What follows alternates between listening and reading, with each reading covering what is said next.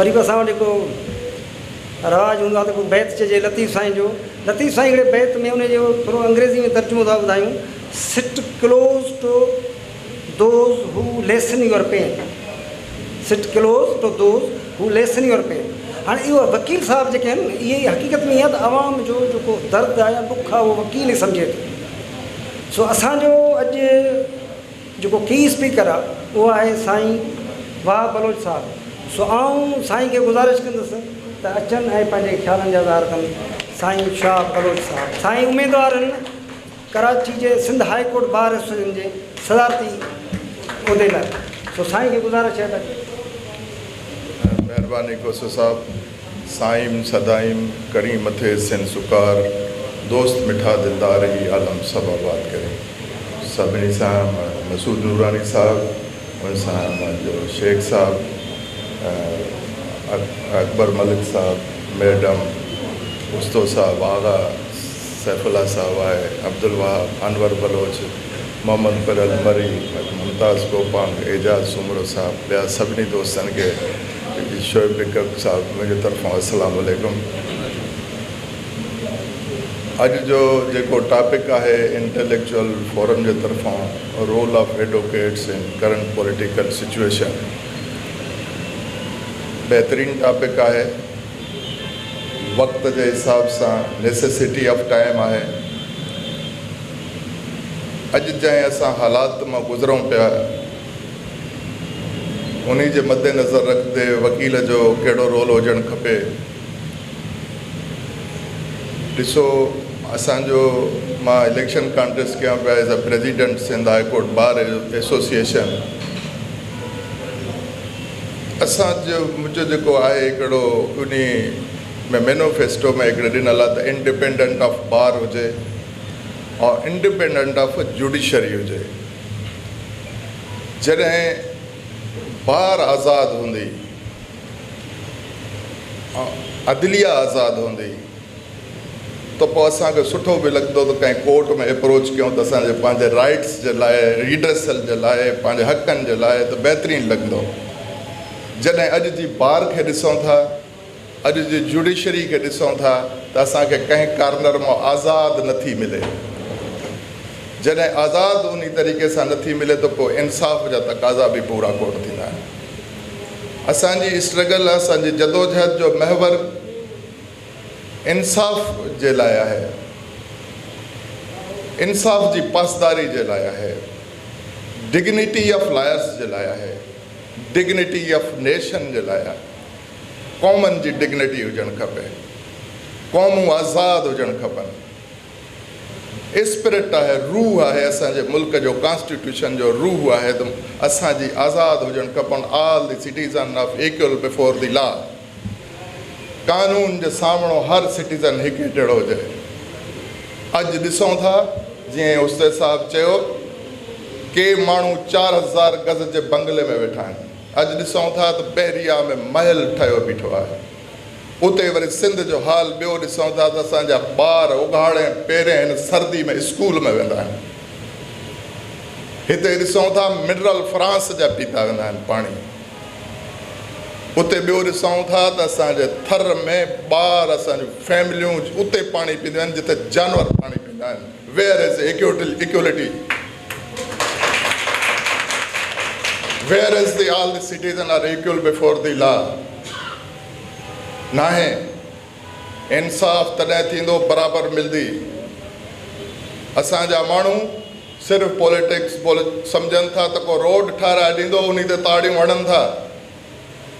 उन खे सम्झनि था जेको ठेकेदार खां 10%, 20%, 25% वठे थो त हिन रोड ठाराए ॾिनो, ही MP आहे। जॾहिं असांखे पंहिंजे हक़ मिलण जी ज़रूरत हुजणु खपे, पंहिंजे हक़ वठण जी ज़रूरत हुजणु खपे, उनजे लाइ आवाज़ु उथारणु खपे। अॼु पूरी क़ौम, पूरी सिविल सोसाइटी वकील जे तरफ़ ॾिसे थी पई। पूरी सिविल सोसाइटी वकील जे तरफ़ इहे ॾिसे पई जीअं साईं उस्ताद साहब चयो भुट्टे साहब जे वक़्त में जॾहिं बेनज़ीर साहिबु आहे या भुट्टे साहब ते वक़्तु आयो वकील ॿाहिरि निकिता, बेनज़ीर साहिबु ते वक़्तु आयो त वकील ॿाहिरि निकिता। अॼु इमरान ख़ान ते वक़्तु आहे त उनजी पार्टी सारा वकील हलाइनि पिया। वो इन जे करे तो सिर्फ़ इस्टेब्लिशमेंट सां अखियुनि में अखियूं विझी वकील ई ॻाल्हाए सघे थो। छाजे करे वकील कारो कोट पातो आहे, न वो जेल कटिजे थो, न वो मौत कटिजे थो, न इन जी रेल कटिजे थो। इहा हक़ीक़त आहे। अॼु असां सिंध जे वकीलनि ते इहो फ़र्ज़ु थी वियो आहे त इन जी करप्शन जी नासूर खां जान छॾाइण जे लाइ असां तबलीग कयूं पूरी सिंध में। हिकु वकील थी करे हर हिकु घर वञूं, हर हिकु अदालत कोर्ट वञूं, हर उते वॾेरे इन सरदार इन मीर ऐं पीर जे साम्हूं इहे चऊं त तूं ग़लति करें थो। इन सिस्टम ई ख़तमु आहे। एबालिश आहे सरदारी निज़ाम। हीउ वॾेरो को सिस्टम एबालिश आहे। वरी उन खे ताक़त जे ज़ोर ते, बंदूक जे ज़ोर ते, डाकू जे ज़ोर ते, हिकु धाड़ेल जे ज़ोर ते, हिकु कामोरे करप्ट जे ज़ोर ते वरी उन दलाल जे साम्हूं असांजी पूरी क़ौम अॼु यरग़माल ऐं ग़ुलाम आहे। इहा ग़ुलामी असां अखियुनि सां ॾिसूं था पिया। असांखे ख़बर आहे त ही हदूद विरायल आहिनि। घोटकी कांजो आहे, कश्मोर कांजो आहे, ॼाम छोरो कांजो आहे, दादू कांजो आहे, नंढे नंढे पैकेट्स में भाई उमरकोट कांजो आहे। छा इहे माण्हू जंहिंजी इस्टेब्लिशमेंट ग़ुलाम आहे, लौंडी लॻी पई आहे, छा एग्ज़ेक्टिव उन्हनि जे चवण ते हलनि था पिया? इहे केरु आहिनि? इहे असांजी क़ौम जे मथां ग़ाज़िब आहिनि, असांजी नस्लनि खे तबाह कंदा आहिनि पिया। अॼु असां वकीलनि ते, उन सां गॾु सिविल सोसाइटी ते, उन सां गॾु मीडिया ते, जर्नलिज़म ते इहो फ़र्ज़ु थी वियो आहे त उथो, पंहिंजी क़ौम जे लाइ उथो, पंहिंजे ॿारनि जे लाइ उथो, पंहिंजे अचण वारी नस्ल जे लाइ उथो।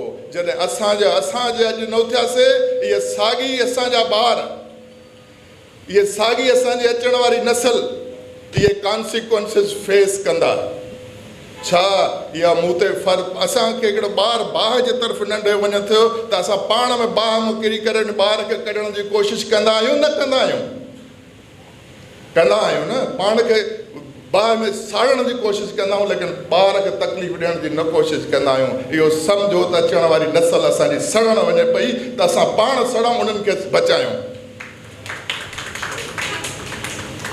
बचाइण जो मक़सदु, नस्ल खे बचाइण जो मक़सदु आहे त पंहिंजी धरती खे बचायूं, पंहिंजी नेचुरल रिसोर्सिस खे बचायूं, पंहिंजी ज़मीननि खे बचायूं, पंहिंजे कोयले खे बचायूं, पंहिंजे पाणी खे बचायूं, पंहिंजे मेरिट खे बचायूं, सेक्रीफाई कयूं।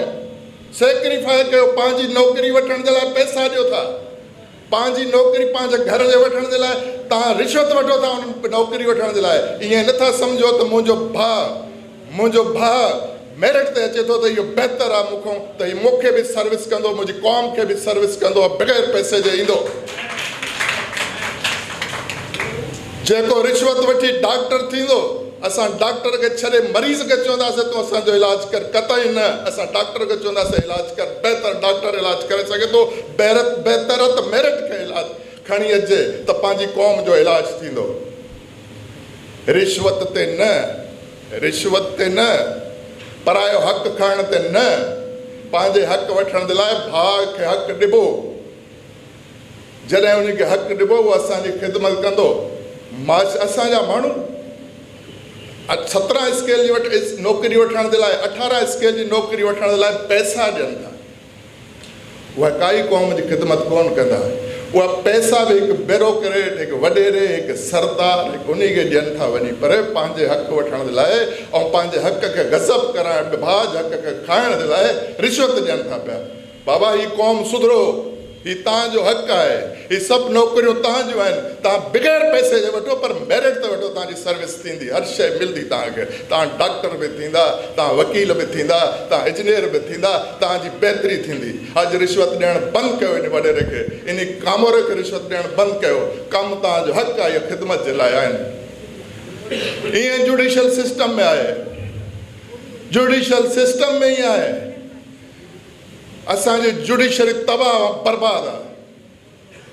तव्हां केस खणी वञो, केस लटकिया पिया आहिनि। मूं वटि हिकिड़ो केस आयो, मां ॿुधायां नार्कोटिक्स जो केस आहे। नार्कोटिक्स जो केस में कंटेनर में नार्कोटिक्स पकड़िजी पियो। कंटेनर में जब नार्कोटिक्स पकड़िजी पियो त उनजो एक्सपोर्टर एजेंट ॿई रेस्पॉन्सिबल हूंदा आहिनि। छा जे करे डिक्लेरेशन GD उन्हनि जी गुड्स डिक्लेरेशन हूंदी आहे। कोर्ट छा कयो, कुझु वठी ॾेई जंहिंजी GD हुई, जंहिंजी डिक्लेरेशन हुई, उन खे छॾे ॾिनो। पुलिस उन प्रोसिक्यूशन चयो ही न हू ज़िम्मेदार आहे। ऐं नार्कोटिक्स जो केस थींदो इन ते जंहिंजी पोज़ीशन में हूंदे उन ते केस थींदो आहे। ही जुडिशियल सिस्टम आहे, ही तबाह ज़बून आहे, हिन में फैक्शन आहे, हिन में डिफरेंसिस आहिनि। हिकु ॿिए खे ॾिठो हूंदो तव्हां, असांजूं वॾियूं वॾियूं मेजर पॉलिटिकल पार्टियूं कॾहिं चीफ जस्टिस खे चवनि थियूं त हीउ हिन जो जज आहे, ॿी पार्टी चई थी हीउ हिन जो जज आहे। छा जज खे अगरि इहो इल्ज़ाम अचे त ज़मीर जे मुताबिक़ उनखे इस्तीफ़ा ॾियणु खपे, उन कुर्सी ते न वेहणु खपेसि। छा जे करे हीअ नौकिरी न आहे, क़ौम जी ख़िदमत आहे। काज़ी ते इल्ज़ाम हुजे, काज़ी खे कॾहिं बि पंहिंजी सीट ते न वेहणु खपे। रोज़ी जो मालिक रब आहे, अलाह साईं आहे। इज़त जो मालिक अलाह साईं आहे। तक़दीर जो मालिक अलाह साईं आहे। इंशाअल्लाह ताला असां पूरी कोशिशि कयूं पिया। मां तव्हांखे हाणे ॿुधायां, रिसेंटली असांजी सिंध सां थिया पियो थिए। 425 नया वकील एनरोल्ड थिया आहिनि Sindh high court bar association में। कुझु असांजे दोस्तनि, नादान दोस्तनि उन ख़िलाफ़ वञी सूट फाइल कयो त हिननि जी मेंबरशिप कैंसिल कयो, जो सिंधी सेक्रेटरी ऐं सदर ते बीठा आहिनि उहे खटी वेंदा इलेक्शन। बाबा, सिंध में सिंधी वकील न थींदो, सिंध हाई कोर्ट में सिंधी वकील मेंबर न थींदो त किथां ईंदा? बाबा, असांखे कंहिंसां ई नफ़रत कान्हे का। पूरे मुल्क जा वकील जंहिं महिल मेंबर सिंध हाई कोर्ट बार जा थी सघनि था, छा सिंधियुनि जो हक़ न आहे छा थियनि? आहे हक़। असां बि मख़लूक आहियूं, असां बि हिन मुल्क जा शहरी आहियूं, सिटीज़न आहियूं। वरी अचे थो त every citizen is equal before the law. छो सिंधियुनि सां छो ज़्यादती आहे? छो असांजे मथां करप्ट कामोरा मोकिलिया वेंदा आहिनि? छो असांजे मथां करप्ट सियासतदान मोकिलिया वेंदा आहिनि? असांखे बिरादरी जे चुंगल में फासायो वियो आहे। बाबा, असां बिरादरियुनि में फाथा आहियूं, असां क़ौम न आहियूं। अगरि असां अॼु चऊं असां सिंधी हिकु क़ौम आहियूं न, वॾेरा सॼाई ख़तमु थी वेंदा, बिरादरी सिस्टम ख़तमु थी वेंदो। असांखे चवणो पवंदो असां हिकु क़ौम आहियूं। असांजी नियाणियुनि खे तालीम ते पाबंदी आहे। चवंदा बाबा तूं बरोच पंहिंजी नियाणी पढ़ाए थो, बाबा तूं सिंधी वॾेरो आहे तूं पंहिंजी नियाणी पढ़ाए थो। अड़े बाबा, असांजे क़ौमनि, असांजे ग़रीब माण्हुनि खे तव्हां चयो था न पढ़ायो त कीअं छो न पढ़ाइनि? तव्हांजूं नियाणियूं त इंग्लैंड में पढ़नि थियूं, अमेरिका में पढ़नि थियूं, तव्हां ग़रीबनि खे छो मना कयो पिया? असां ते फ़र्ज़ु बणंदो आहे त ॻोठ में नियाणियुनि जा स्कूल खोलियूं। असां ते फ़र्ज़ु बणंदो आहे त नियाणियुनि खे सही एजुकेशन ॾेई असां पंहिंजे माशरे खे उथारियूं। जेतिरे ताईं असांजी नियाणी नथी पढ़े, माशरो असांजो नथो उथे। हर एंगल सां त असांखे सोचणो पवंदो, असांखे हर एंगल सां सोचणो पवंदो। मुंहिंजी नियाणी अगरि डॉक्टर थिए थी त मां वॾो माण्हू ॻोल्हियां थो त डॉक्टर सां शादी थींदसि। त पोइ मुंहिंजे भाउ जी बि नियाणी पढ़े न, उहा बि डॉक्टराणी थिए। मुंहिंजो भाउ जो पुटु पढ़े, उहो बि डॉक्टर थिए। त मां इन फ़िक्र खां त जान छुटे न बाबा। असांजे माशरे, असांजे सिंध जे माण्हुनि खे फ़िक्र मारे छॾियो आहे त सुबुह उथूं त रोज़ी कीअं मिलंदी, सुबुह उथूं त असांजे ॿारनि खे दवा केरु वठी ॾींदो। अलाह वाहिद शायदि आहे, सिंध जो माण्हू मलेरिया तबाह करे छॾियो आहे। तव्हां ॾिसो, जॾहिं खां सैलाब थी आहे पूरी सिंध तबाह, मलेरिया खां, पाणी खां। सुबुह उथनि था, ॿारनि खे खणी हॉस्पिटलनि में लाइन लॻाए बीठा आहिनि। काॾे वियूं सरकारी हॉस्पिटल जंहिंजा अरबे रुपया फंड्स आहिनि, उहो केरु थो खाए? कहिड़ो मुनसिफ़ ॻोल्हियूं असां? कहिड़ी अदालत में वञूं? सेशन जज, मैजिस्ट्रेट वेठा आहिनि, छा उहे अंधा थी विया आहिनि? छा उन्हनि खे नज़र नथो अचे त हिते इंसाफ़ कोन्हे को? असांखे पंहिंजी क़ौम जे लाइ, असांखे पंहिंजे बचनि जे लाइ, असांखे पंहिंजे हक़नि जे लाइ विढ़णो पवंदो। एजुकेट मीन्स एजुकेशन साईं। Education mean to change the society. असांखे सोसाइटी चेंज करणी पवंदी। असांखे पंहिंजे हक़ जे लाइ विढ़णो पवंदो। असां विढ़ूं पिया तॾहिं बि जीऊं पिया तॾहिं बि विढ़ूं पिया।